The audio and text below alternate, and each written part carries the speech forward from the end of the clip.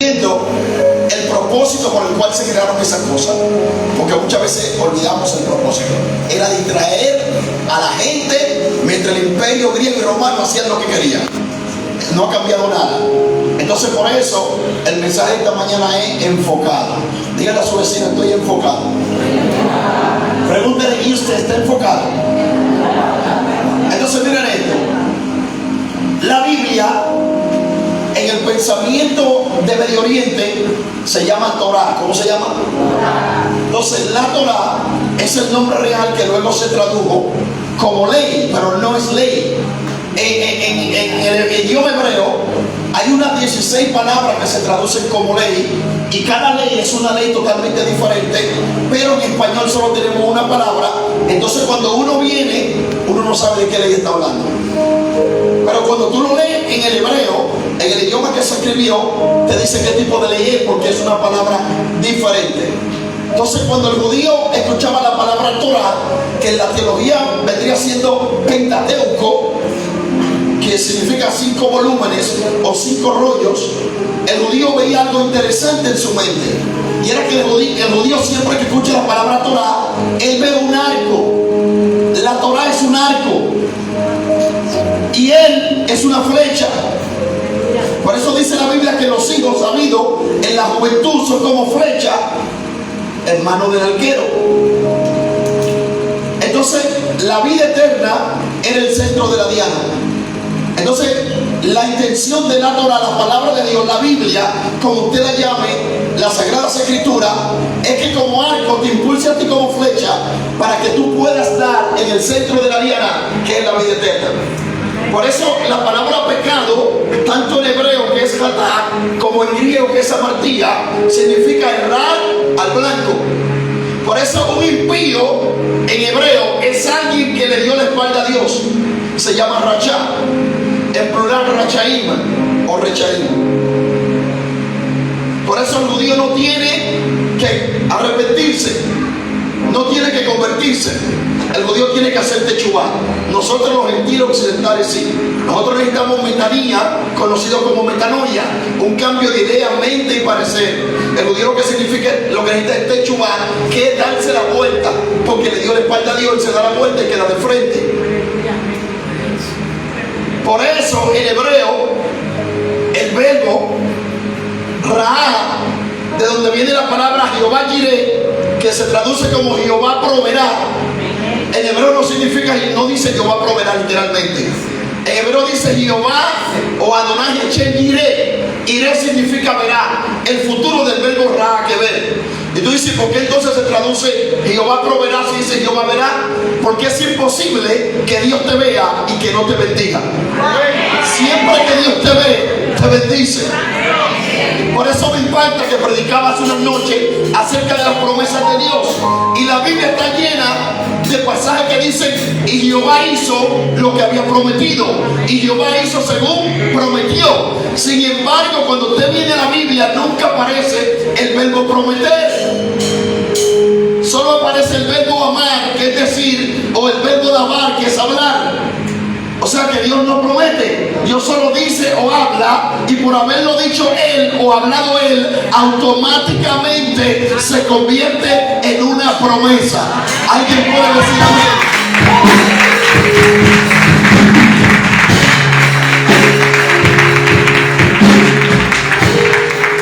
Es decir, que todo lo que Dios te ha dicho y te ha hablado es una promesa. Y prepárate para recibirla en este 2025, que es un año de gracia, misericordia y perdón. Es un año de redención, de restauración, de restitución y de familia. Por eso no es el tema de hoy, es enfocado. Así que no se me desenfoque. Amén. Entonces, mira esto: si yo le diría a una mente occidental, o le preguntaría algo de Josué capítulo 1, todo el mundo se sabe el verso.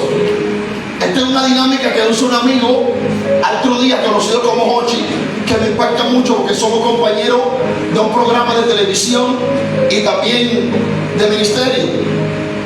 Entonces, cuando uno le habla a un occidental de Josué 1, lo primero que le llega a la mente es el 1:9. Mira que te mando que sea valiente. Pero le tengo una noticia que no es muy agradable. Es que los delincuentes se esfuerzan y son valientes. Salen todos los días sin miedo a que un policía le quite la vida a una persona, a asaltar personas. Ellos se esfuerzan y son valientes también. Porque para hacer eso hay que esforzarse, hay que ser muy valiente. Salen y no saben si van a llegar a su casa. Sin embargo, cuando tú le hablas a un judío de Josué capítulo 1, él no busca ese versículo por eso, él busca el versículo anterior. Y miren lo que dice el versículo anterior, el verso 8 dice: nunca se apartará de tu boca este libro de la Torá, de la ley, sino que de día y de noche meditarás, para que guardes y hagas conforme a todo lo que en él está, para que entonces hagas prosperar tú y todo te saldrá bien. Entonces ve cuál es, enfocado en Dios, en la palabra. Entonces por eso usé este pasaje para hablar de enfocado. Miren lo que es enfocado y cómo la Biblia habla. Para nosotros decir subir por arriba es un pleonasmo. Eso está feísimo. En la Biblia eso es poesía, eso es prosa, eso es belleza. Bajar para abajo en la Biblia, eso está excelente. Porque la Biblia todo te lo dice 2 o 3 veces, te lo repite. Por eso Jesús siempre decía: amén, amén, aní, omen la gente. En verdad, os digo. Repetía siempre en verdad para que usted preste atención. Cuando te lo dice 2 veces, porque lo que te va a decir es verdadero.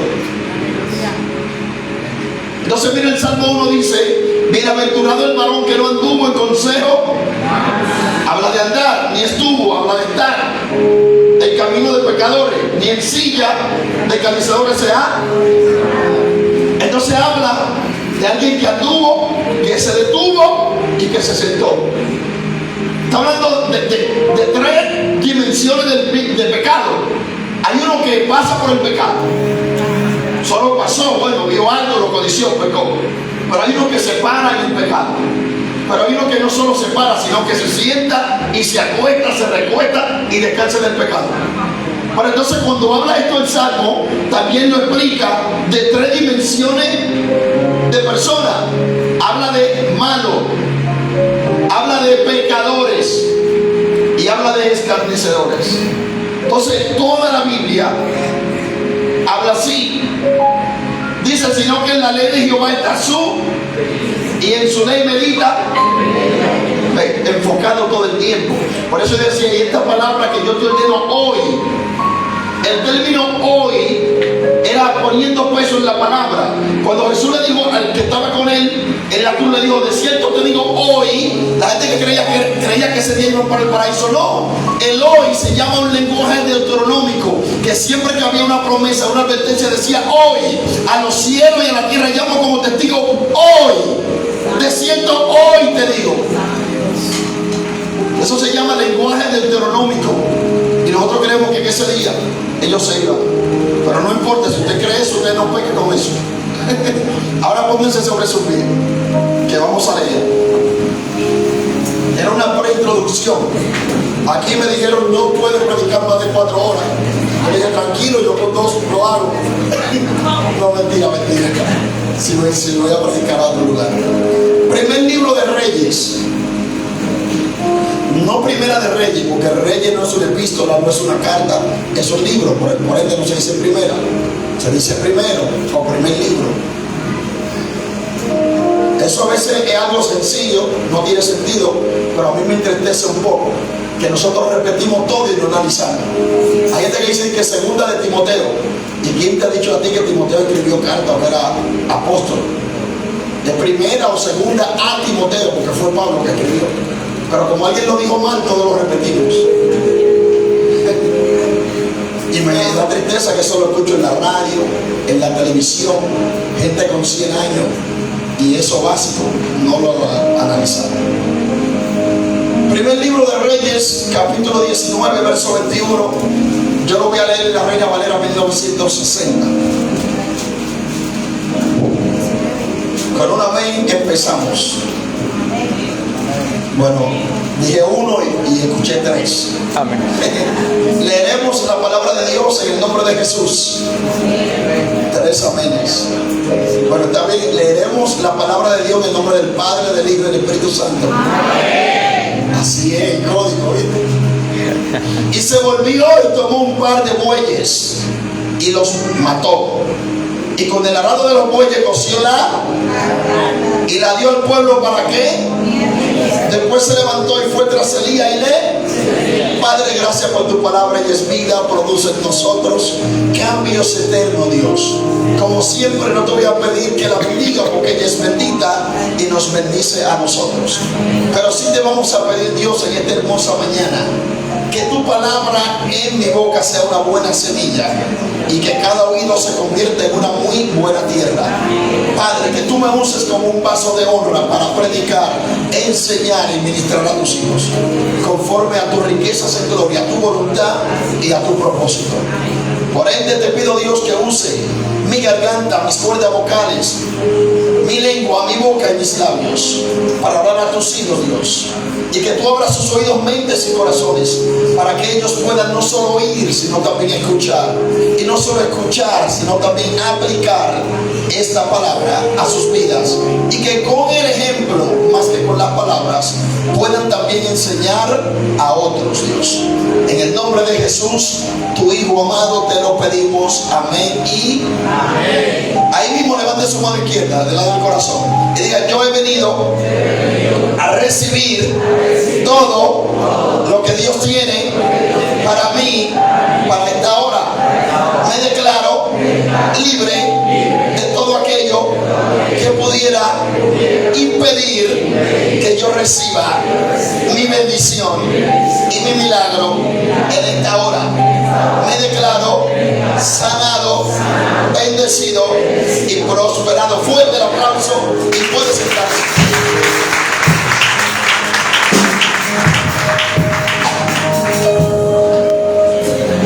Dice acá el primer libro de los Reyes, capítulo 19, verso 21, y se volvió y tomó un par de bueyes y los mató.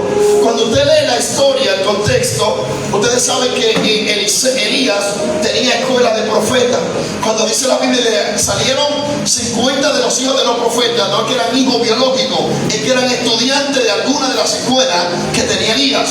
Dice que le salían, pero que Dios le dijo a Elías, en un momento determinado, no que cogiera uno que estaba activo en la escuela, sí que era de la escuela, pero era probablemente que estaba menos activo en ese momento determinado. Y le dice: ve y úngeme a Eliseo. Entonces Elías va, porque va a ser quitado, a ungir a Eliseo. Cuando él va, él no le dice muchas palabras, porque los hebreos hablan mucho con gestos, con señales, con posiciones, cosas. Cuando él llega, lo que hace es que él se quita el manto y se lo tira. Elías le tira el manto a Eliseo. Cuando le tira el manto, él entendía que le estaba traspasando la autoridad. En la Biblia, cuando se habla de manto, se habla de autoridad. Cuando se habla de túnica, se habla de protección. Es diferente la túnica de José que el manto de Eliseo, de Elías. Entonces le tira el manto, le tira la autoridad, le tira el legado, le tira el llamado. Eliseo entendió inmediatamente y luego le dice: deja que yo me despida de mi padre y de mi madre y luego te seguiré. Si usted lee el Nuevo Testamento, hubo uno que le dijo eso a Jesús y Jesús lo reprendió, porque estamos viviendo unos tiempos diferentes, difíciles, unos tiempos con más exigencia. A Eliseo le dijeron: ¿qué te he hecho yo? Elías le dice: yo no te llamé a ti, el que te llamó es Dios. Eso saben tú y Dios. Y él fue y se despidió de los padres. La Biblia no lo relata directamente, pero si usted conoce la cultura, la historia del Medio Oriente, usted se da cuenta que Eliseo era un hombre multimillonario de su época, porque según las historias que he leído, una persona en el tiempo de Elías y Eliseo, en la casa que tuviera un buey era rico. Eliseo estaba arando con 12 yuntas, él llevaba la última. Y usted dice: ¿por qué estaba arando? Porque el judío muchas veces, mientras más rico es, más trabaja. El latino, mientras más dinero tiene, menos se levanta de la cama. Alaba. Entonces, quién sabe cuántos bueyes habían por ahí sueltos, solo arando con 12. Entonces este hombre dice: deja que yo me despida de mi padre y de mi madre. Y él va y se despide y le dice: papá, mamá, denme mi herencia que yo me voy. La Biblia no lo relata así, yo lo estoy haciendo mi narrativa basado en lo que conozco desde la cultura. Y le dan su herencia. ¿Qué le dieron como herencia? 2 bueyes. A mí no me dieron ni una gallina. Ustedes viendo, le dieron 2 bueyes. ¿Qué él hizo? ¿Por qué él pide la herencia? Porque cuando un hijo pedía la herencia, si la malgastaba o la perdía, no podía volver a la casa. Si no me creen a mí, pregúntenle al hijo pródigo. Entonces él a propósito mató los bueyes y con el arado, que era de madera, solo la punta era de hierro, cosió los bueyes, hizo una despedida. ¿Y por qué él hace esto? Porque él sabía que en el llamado de Dios vienen retos, vienen momentos duros, momentos difíciles. Y como él era rico, estaba cómodo, a la primera prueba él se iba a devolver a su casa. Pero como ya él pidió la herencia y se la comió, ya no tenía derecho de volver a su casa, porque él quería estar enfocado en Dios. Y por eso hay gente que está en el llamado, al primer tropezón se devuelve, porque no están enfocados, dejan cosas que lo desenfoquen. Y por eso este hombre mató los bueyes, para no tener nada que lo hiciera regresar a su casa, porque él iba a seguir firme a Dios. Dígale a su vecino: mantente enfocado. Dios le dice a Noé: hazte un arca de madera de Ofer. Según la historia de la Biblia, la gente se burlaba de Noé, que era lo más común, lógico, porque un hombre haciendo un arca, porque viene un diluvio, y la misma Biblia relata que nunca había llovido. Imagínense, si no ha llovido, menos un diluvio. Ahora anuncia que viene un diluvio y cualquiera lo cree, porque cada semana hay inundaciones en diferentes lugares. Imagínense, la burla y todo, y Noé se mantuvo como enfocado, no se desenfocó. La tarea era difícil, las dimensiones que Dios le dio eran unas dimensiones proféticas, porque en la Biblia todo habla de Jesús. Si usted leyó un pasaje de la Biblia y no vio Jesús, lo más probable es que no lo haya entendido bien o entendió en corta dimensión. Por eso Dios le dice: hazte un arca de madera de Gofer. La madera de Gofer representa la humanidad de Cristo, porque era una madera que duraba siglos y no se podría. Entonces le dice: de 300 de largo, 50 de ancho y 30 de alto. El número 300 en la Biblia significa remanente fiel. Por eso Gedeón iba con más de 32,000 soldados.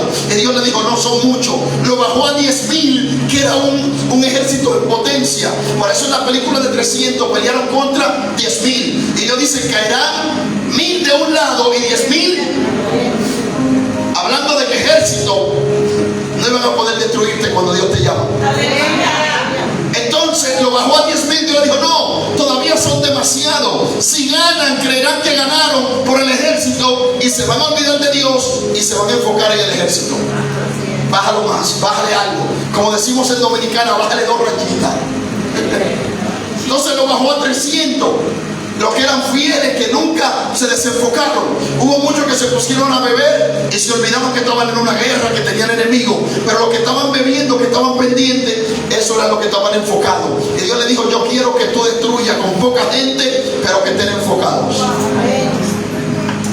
Entonces el número 300 significa remanente fiel. El número 50 significa libertad, liberación. Por eso es que estamos en un año 50 bíblico. Estamos en un Yobel espiritual, que nosotros lo llamamos en la teología jubileo. Este es un año de jubileo. Inclusive a donde voy a predicar de eso, pero aquí no sentí predicar de eso. A predicar de la fecha, del tiempo profético que estamos viviendo. Entonces luego tenemos el número 30, que significa madurez y consagración. Por eso Jesús, aunque a los 12 años tenía la capacidad de debatir con los sacerdotes, no empezó su ministerio. Porque para ser rey, una persona podía ser rey con un día de nacido. Si el papá moría, él quedaba como rey el hijo. Tenemos en la Biblia reyes que empezaron a gobernar a los 12 y 7 años. Pero sacerdote no, porque lo de Dios demanda más. para ser sacerdote una persona tenía que ser levita, pero no solo levita, sino que también tenía que ser de la descendencia de Aarón y estar estudiando la Torá desde los 5 años, y después de 25 años estudiando Torá, siendo levita de una casta especial, era que podía ser sacerdote, porque para ser sacerdote eran los 30 años, y por eso Jesús empezó su ministerio a los... ¿Por qué? Porque Jesús es el rey, Jesús es el Mesías. Pero Jesús, cuando vino ahora, Jesús no vino como rey ni vino como Mesías. Jesús vino como Por eso a todos los enfermos Ahora, cuando Él vuelva, no estoy diciendo que Él no es el rey, Él es el rey y Él es el Mesías, pero no vino en esa dimensión.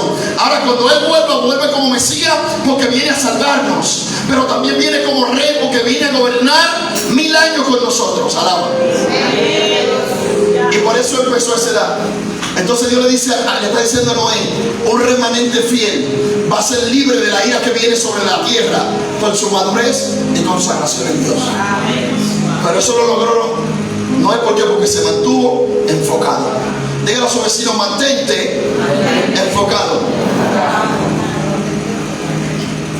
Miren esto, la mujer de Lot. La palabra Lot significa velo. En la Biblia hay como 3 o 4 palabras que significan velo. Hay un velo que es de la mujer, y hay un velo del templo, y este es otro tipo de velo. Este es un velo que solamente no te permite ver hacia el otro lado. Entonces Lot era un velo para Abraham, para que Abraham no viera al otro lado.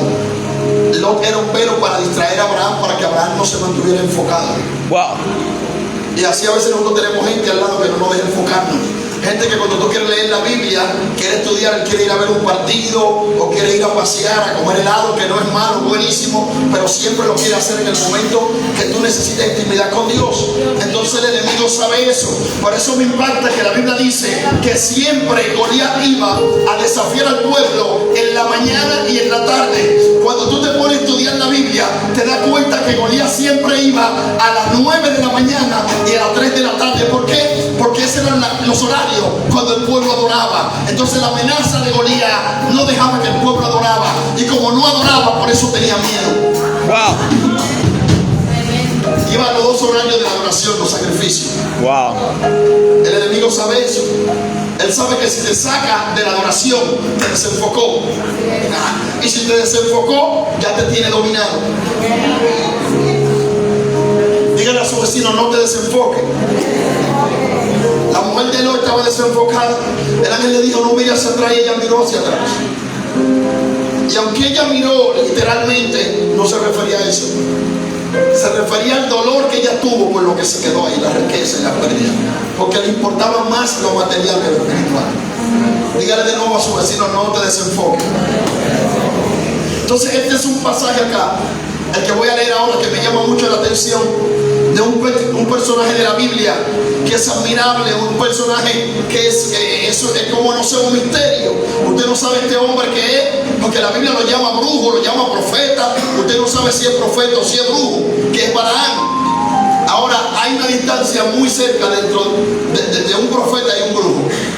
Si el profeta cobró para profetizar, ya es brujo. Alaba. Pero no voy a entrar en muchos detalles. Esa es una de las cosas que puede hacer que un profeta se convierta en brujo. No es tan difícil. Pero acá no hay de eso. Eso cuando yo iba a tomar el avión se quedaron en el aeropuerto. Amén. Miren lo que dice acá, Números 22:12 en adelante, 12 y 13. Dice: entonces dijo Dios a Balaam: no vayas con ellos, ni maldigas al pueblo, porque bendito. Así Balaam se levantó por la mañana y dijo a los príncipes de Balac: volveos a vuestra tierra, porque Jehová no me quiere dejar ir con... Pero ¿qué él hizo? Siguió insistiendo. Y al final vamos a leer que Dios le dice que se vaya. Pero Dios se enojó porque él iba, porque ya Dios le había dicho que no. Si Dios te dijo que no, no insista, man. Dígale a su vecino: si Dios te dijo que no, es que no. No trate de cambiar la voluntad de Dios. Por eso le dice que si pedimos alguna cosa conforme a su voluntad, Él nos... Hay una historia historia de República Dominicana de una predicadora que viajaba el mundo cuando eso no había redes, poco televisión o televisor había. Y esta mujer, la historia cuenta de allá de la zona este donde yo vivo y de donde soy, que Dios la usaba mucho en milagros, viajaba, y que ella tenía un niño como de 5 años y se le murió, y que esta mujer va llegando a la casa y ve toda la gente y dice: ¿qué pasa? Cuando llegó a su casa llena de gente, era que el niño, el hijo, se le había muerto, y esta mujer delante de todo el mundo empezó a orar y dijo: Dios, tú sabes que yo te he servido en todo, yo siempre he hecho tu voluntad, tu propósito, he ido donde quiera que me has enviado, y tú me usas milagros, señales y todo. Pero si cuando yo abra mis ojos el niño no está vivo, jamás predico tu palabra. Gente rebelde, gente que ora con rebeldía.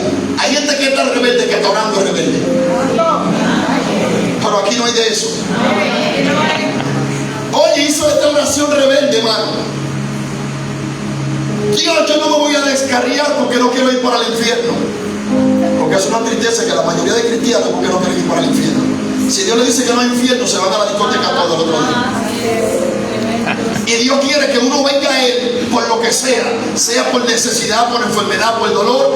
Pero Dios quiere que después que tú vengas y tú lo conozcas a Él, tú lo ames a Él por quien Él es.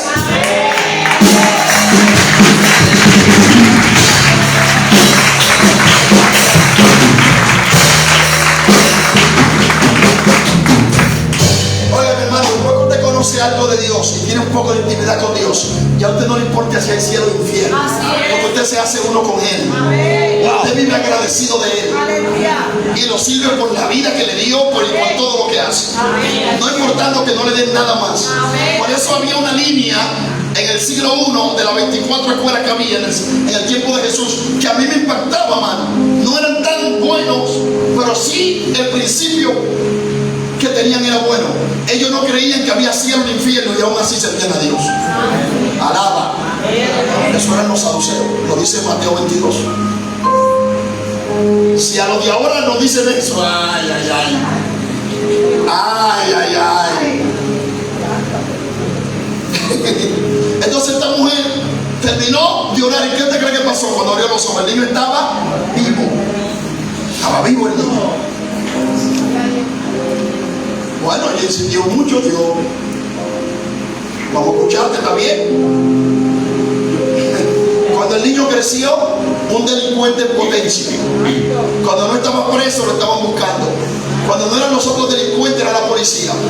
Siempre estaba preso. Tuvo que hasta hipotecar la casa y la perdió. Perdió el ministerio. Perdió todo y al final perdió el muchacho, porque terminaron matándose. Y después que la mujer está destruida, ya no tiene ministerio, no tiene nada, pero sigue siendo creyente. ¿Qué sucedió? Un día invitaron a un predicador de Puerto Rico a Dominicana. Había un retiro y ella fue. El predicador nunca la había visto, no la conocía, y el predicador le dio una palabra y le dijo: de todo eso Dios te quiso librar, pero tú no quisiste. Wow. Por eso es que no se puede cuestionar a Dios. Hay que dejar que Dios haga. Él sabe más que nosotros. Por eso es que cuando uno se le queja a Dios, por eso el pecado, uno de los pecados más grandes que yo he visto en la Biblia, es la queja. Oye, la queja es uno de los pecados más grandes en toda la Biblia. Y se lo digo con prueba porque lo he estudiado, lo he analizado en todos los puntos. El pueblo hizo un becerro de oro cuando Moisés subió. ¿Y qué hizo Dios? Lo perdonó. Después hicieron lo que le voy a leer acá en Malpeor con Balaam. Hicieron de todo lo malo: idolatría, brujería, orgía, borrachera, y Dios los perdonó. Pero más adelante dice ahí mismo en el libro de Números que cuando se quejaron, Dios juró que no iba a entrar a la tierra, y no entraron. Porque cuando tú te le quejas a Dios, tú le estás diciendo a Dios que Él no sabe lo que está haciendo y que tú sí sabes. Wow. Muy fuerte. Pero no voy a entrar en detalle porque ese no es el tema. Y quiero que nos mantengamos enfocados. Dígale a su vecino: mantente enfocado. Entonces mire esto. Balaam siguió insistiendo. Y el número 25, 1 al 3 dice: moraba Israel en Sitín, y el pueblo empezó a fornicar con las hijas de Moab, las cuales invitaban al pueblo a los sacrificios de sus dioses, y el pueblo comió y se inclinó a sus dioses. Así acudió el pueblo a Baal Peor, y el furor de Jehová se encendió contra Israel. Miren esto, Balaam sabía echar mal de ojo. Balaam maldecía. Y una persona con una autoridad en el mundo espiritual como Balaam, yo no la he visto en toda la Biblia, ni a Moisés, solo Jesús. Después nadie tenía la autoridad en el mundo espiritual que tenía Balaam. Aparte de eso, Balaam hablaba con Dios cuando él quería. Balaam decía: ponme 7 altares ahí con el frente hacia allá, que por ahí va a pasar Jehová, y pasaba y hablaba con Jehová. Sin embargo, Moisés subió 2 veces a hablar con Dios y tuvo que esperar 40 días para que Dios le respondiera.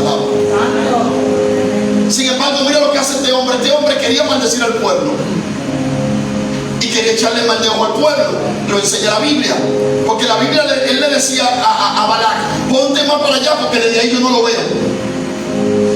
Ubícame los 7 altares en un lugar donde yo pueda ver el pueblo. ¿Por qué quiere verlo? Porque si no, no funcionaba la maldición. Y se ponía en un lugar alto donde él podía verlo, y cada vez que quería maldecirlo no podía. Mira el nivel de Balaam tan fuerte, que quería maldecir al pueblo y Dios tenía que cambiarle las palabras, las articulaciones en la boca, porque si la decía se cumplía. Cualquier persona que me quiera maldecir a mí, ¿sabe qué Dios le dice? Maldice a Juan, que yo lo voy a convertir en bendición. Con Balaam no funcionaba eso. Si me maldecía era maldito. Y lo enseña el mismo Dios, porque Dios tenía que cambiarle las palabras. Y cada vez que Balaam quería maldecir al pueblo no podía. Y le decía a Balaam: pero tú en vez de maldecirlo lo bendices. Y dice: de que yo no hallo pecado ni iniquidad en Jacob. Donde no hay pecado no entra maldición.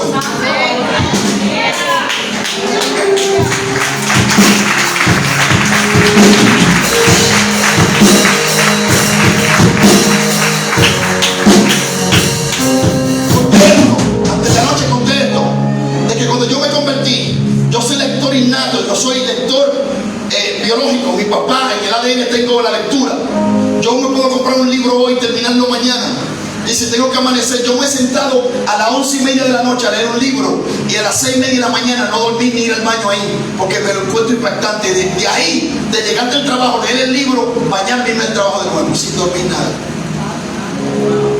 Entonces, cuando yo me convierto, yo leía mucho la Biblia. En 3 años, en 3 meses, ya yo había leído la Biblia entera 2 veces, porque era día y noche. Y yo tengo tíos que son hasta pastores y tienen 30 años, y yo me dicen que no la han leído entera.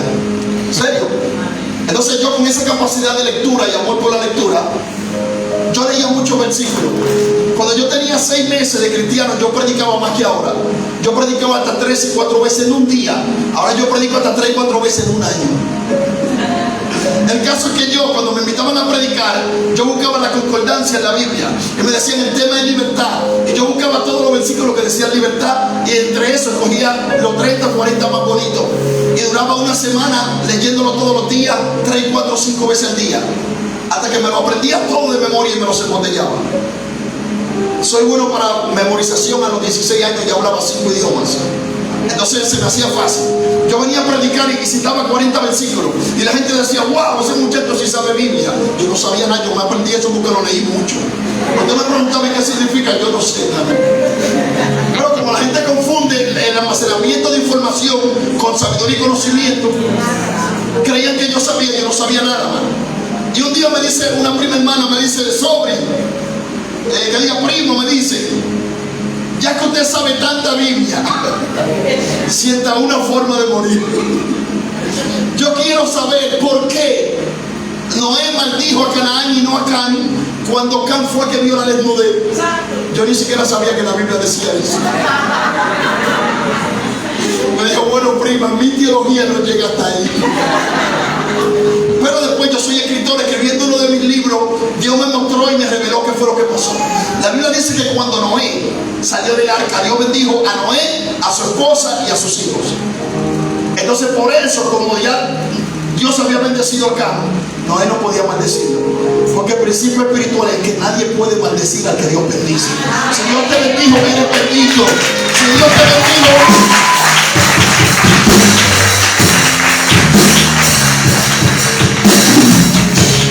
si Dios te bendijo, no hay brujo, no hay agorero, no hay maldición, no hay mal.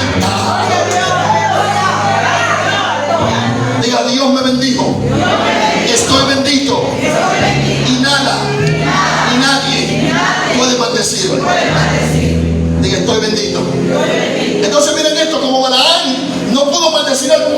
porque no encontró pecado y Dios lo había bendecido, se lo llevó a una fiesta pagana, se lo llevó a una fiesta mala. A veces los cristianos entran en eso. No sé si ustedes vieron el diploma que hubo en Dominicana. Según los testimonios, el guitarrista era cristiano, el tamborero era cristiano, casi todo era cristiano. Triste eso. Se desenfocaron tristemente. Entonces, ¿qué hizo Balaam? Lo llevó a una fiesta donde habían muchas mujeres ahí, jóvenes, hicieron sacrificio a ídolos, hicieron de todo. Y dice que vino la ira de Dios y mató a miles. Porque Balaam no lo pudo maldecir, pero ¿qué hizo? Lo desenfocó. Entonces el enemigo, cuando no te puede maldecir, te desenfoca. Lo desenfocó y lo llevó al pecado. Wow. Cuando uno es bendito por Dios, nadie puede maldecirlo sino uno mismo. Lo desenfocó y automáticamente entró el pecado. Oye, el enemigo está astuto en eso, que cuando Dios te va a dar una bendición grande y Satanás no puede impedirla, ¿sabe qué le hace? Que tú te entretengas con una bendición menor. Dios. Por ejemplo, Dios te dice, mira, ve a Dominicana, que allá yo te voy a regalar un jet privado, y cuando tú llegas al aeropuerto te regalan una moto y tú te devuelves, ya Dios me bendijo. Y se queda el día allá esperándote, serio. Satanás te da una moto en el aeropuerto para que tú no vayas a Dominicana y reciba el jet privado. Y eso está en la Biblia, eso yo no me lo enseñó nadie, eso yo lo leí. Dice que cuando los discípulos, los apóstoles empezaron a predicar, dice que la gente se convertía, que había milagros, señales y maravillas. Y dice que se levantaron los griegos y se quejaban porque las viudas de Israel eran desatendidas. Satanás quería desenfocarlo, pero uno que fue sabio, no está bien que nosotros dejemos el ministerio de la palabra para dedicarnos a las mesas. Vamos a orarle a Dios para que envíe diáconos. Wow. La idea de Satanás era engañarlo con algo de Dios, pero inferior. Y eso hace Satanás. Hay gente que Dios le tiene cosas grandes y Satanás hace que se envuelvan en cosas pequeñas que son de Dios, pero no es lo que Dios quería. Inclusive hay gente que hace cosas de Dios que ni siquiera se va a salvar. Eso está en Mateo 7, 21. Dice, muchos me dirán en aquel día, Señor, Señor, no profetizamos, hicimos milagros, echamos fuera demonios. Y Dios le va a decir, nunca lo conocí. Y al principio es que para tú echar fuera un demonio tiene que estar en santidad, si no, no se va. O sea, esta gente estaba en santidad y aún así se iba a perder. ¿Sabe por qué? Porque no hacían la cosa para agradar a Dios, sino para agradarse a ellos. Usted sabe que la mayoría de predicadores, cuando llamamos a la gente ahí que pase para orar por ellos, a veces ni nos interesa la gente. Queremos que Dios los sane para que me graben, lo suban a las redes, que se abra la agenda, que me inviten. Wow. Por eso casi siempre que Dios va a usar a alguien grande en milagros, primero pasa por una enfermedad. ¿Sabe para qué? Para que cuando ore lo haga desde tarima de autoridad. Y lo haga porque Él lo ha sufrido y lo vivió.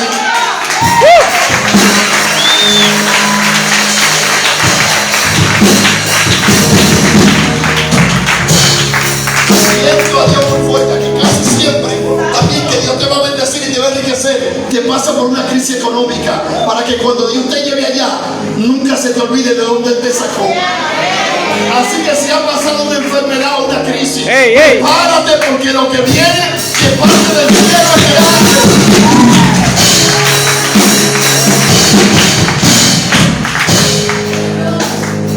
Hay una historia en la Biblia que es una historia muy triste. La llaman la historia del profeta joven y el profeta viejo. Escuchen esto. Hay un profeta joven, poca experiencia, pero muy metido con Dios. Dios lo usa. Por eso lo profético hay que educarlo. Lo más peligroso en una iglesia es un profeta sin carácter. Eso es una bomba de tiempo. Es una granada ya con el caquillo quitado. En serio, un profeta sin carácter, sin educación, que Jehová lo tenga por allá en otro lugar. Porque no se somete, entonces como Dios le habla, ya no escucha al pastor, ni al apóstol, ni a nadie, porque él tiene un 911 directo con Dios, una línea privada, un número que Dios no se lo ha dado a nadie, nada más a él. Gracias a Dios que aquí no hay de eso. Amén. Entonces el profeta, Dios le dice, mira, irás a la ciudad y dirá contra un altar que tiene altar, así dice Jehová. Pero Dios le da instrucciones que a mí me llamaron la atención. Hay muchas cosas en la Biblia que uno le quiere buscar la lógica y no encuentra, o interpretarla y no puede, pero después del tiempo Dios te la revela. Yo me gozo porque yo a veces duraba años ayunando, orando, leyendo un pasaje para que Dios me revelara el misterio, y Dios nunca me lo reveló. Y después yo iba y compraba un libro y en el primer capítulo ahí estaba. Porque a veces Dios se lo revela a alguien para que lo publique. Porque si Dios le fuera a revelar todo a uno, no tendríamos necesidad de la Biblia. Dios hablara con cada uno personal y ya. ¿Sí o no? ¿Para qué la Biblia? Dios me habla, Dios te habla. No. Dios le revela a personas que pueden escribirlo y hacer que te llegue a ti. Entonces miren esto. El profeta va y Dios le dice: no comas pan, ni bebas agua, ni vuelvas por el mismo. Bueno, había algunas cosas que yo entendía. No vuelvas por el mismo lugar, yo lo entendía. Por ejemplo, yo trabajé turismo casi 20 años y a los rusos a veces se les quedaba la llave de la habitación y tenían que buscarla si no tenían que pagar, y ellos preferían pagar. Y ustedes saben que los rusos hablan con la R. Los dominicanos del este, no todos, al igual que los boricuas, hablamos con la L. Mi amor, por favor, está fuerte. Entonces los rusos hablan con la R. Y ellos decían que Shanghai never come back. O sea, un ruso nunca se devuelve, nunca vuelve atrás. Y preferían pagar y no volver, porque parece que una vez un ruso se devolvió y lo mataron, y yo creo que todo el ruso que se devuelve lo mata. Mi papá me decía, mi papá tenía dinero, éramos del campo, pero más o menos como Eliseo. Y mi papá me decía: nunca que vayas a la escuela vuelva por el mismo camino, porque te pueden estar esperando para secuestrarte o algo. Si tú siempre te vas por un lado y vienes por otro, nunca te vas a encontrar, porque siempre que vayas por un lado tú vas por el otro. Eso lo entendí, pero cuando decía no comas pan ni bebas agua, jódete el misterio. Escuche eso, me llevó mucho tiempo recibir esa revelación, y eso yo lo predico en un mensaje de la honra, pero lo voy a soltar acá. ¿Por qué lo voy a soltar? Porque el joven profeta fue desenfocado por el viejo profeta. ¿Qué pasó? El viejo profeta tuvo celos. Y mire qué triste es el celo, hermano. El celo es lo más dañino. Cuando hay celo no hay padre, no hay madre, no hay hermano, no hay nada. El celo puede más que el amor de todo eso. Por eso Caín mató a Abel, su propio hermano, y eran en ese momento varones únicos, y por celo lo mató. ¿Ve el problema del celo? Celo es dañino, peligroso. Hay dos celos, claro. Hay un celo que es positivo, hay un celo que es protección, pero hay un celo que es de confianza, y hay un celo que es envidia. Pero no vamos a hablar de los celos ahora. No le vamos a hablar de que los 7 niveles de celo, la tóxica, la suegra, no.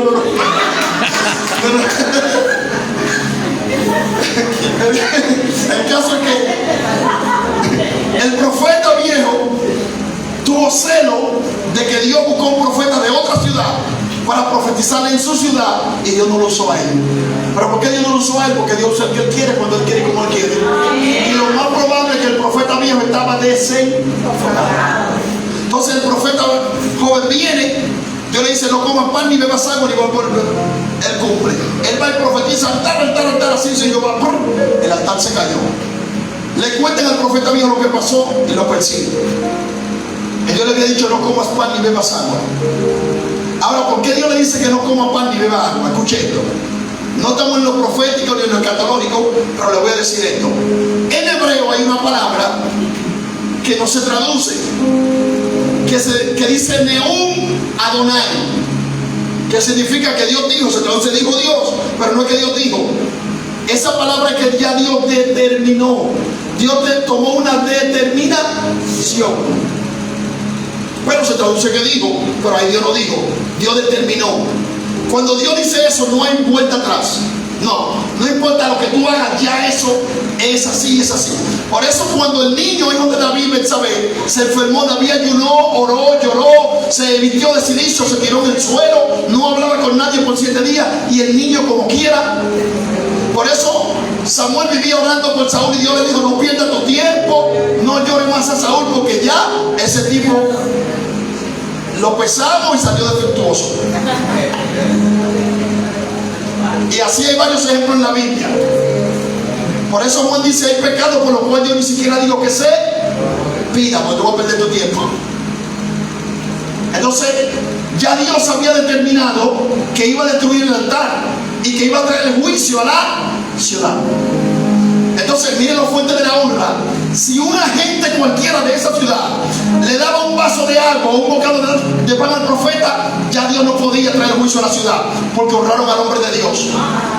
Y Dios lo que le está diciendo: si tú le tomas un vaso de agua a alguien, dañaste lo que yo te mandé a hacer. Porque por una persona de esa ciudad haber honrado al hombre de Dios, ya tú no puedes maldecirlo ni traer juicio, sino que debes bendecirlo. Y aunque tú no profieras la palabra, de todas maneras el cielo está obligado a bendecir ese lugar. Y por eso es que Dios no quería que bebiera agua ni comiera pan. Mira qué fuerte. Un pedazo de pan y un vaso de agua podía anular un juicio de Dios sobre una ciudad. El caso es que pasó todo y el profeta viejo le dice: mira, yo también soy profeta como tú. Y lo lindo, los profetas en la Biblia eran profetas, no son como los de Temo ahora, yo de Facebook, que dicen que yo me soñé que después del sábado venía el domingo. Dicen: ¡ay, vino el domingo! Profeta Juan Fría. No, en la Biblia no era así, no. Ahora es un relajo. Ahora todo el mundo es profeta ahora. ¿Y por qué no son maestros? Pregúntale. Porque para ser maestro hay que estudiar, para ser profeta tú nomás te pones el título. Y como los proféticos están en su apogeo, tú dices que tú eres profeta y tienes una agenda china. Tú dices que eres maestro y ni tu mamá te quiere escuchar. Aquí porque Dios es un milagro. Esta gente está metida con Dios orando y ayunando, que tienen un maestro hoy aquí. A los maestros no lo quieren. Inclusive hubo un tiempo que cuando me iban a invitar iban a poner maestro, yo no pongo maestro, mejor ponga ministro o evangelista. Maestro no, porque nadie va a ir, en serio. Mire qué nivel, hermano. Qué nivel. Que me daba vergüenza decir que yo era maestro de la palabra, porque se me cerraban las puertas. Pero si yo decía que era profeta, esto no es prédica diaria. Alaba. Entonces mire cómo el profeta viejo lamentablemente desenfocó al profeta joven. Y me quedan aquí unas 3 cositas para terminar. Vamos a hacerlo rápido, porque no puedo durar más de las 2 horas.